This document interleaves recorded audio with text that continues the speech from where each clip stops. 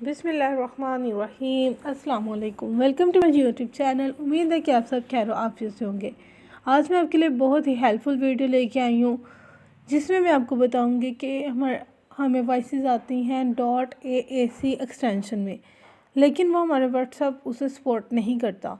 तो उसके लिए हम क्या करें कि वो हमारी वॉइसेस प्ले हो जाए। तो इसके लिए देखेंगे मेरे पास एक वॉइस आई हुई है, ये से मैं क्लिक करती हूँ तो यहाँ पे ये प्ले नहीं होती। लोडिंग प्लीज़ वेट, ये प्ले नहीं होती। तो अब कुछ ऐसा बताएं कि ये रन हो सके। तो इसके लिए आपको जाना पड़ेगा प्ले स्टोर पे।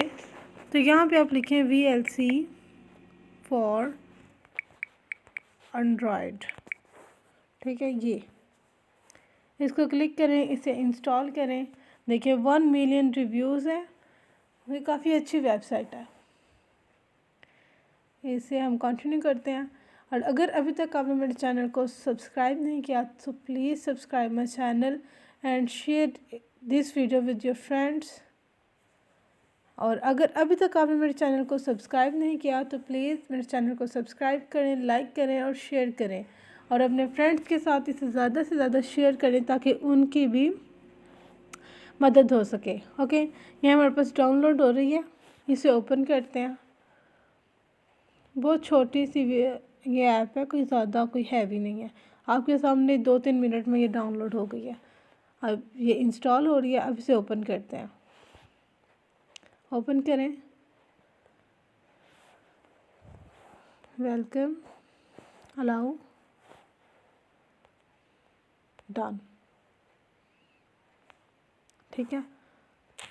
अब देखते हैं, यहाँ से अपनी प्ले करते हैं वॉइस को यहाँ पे।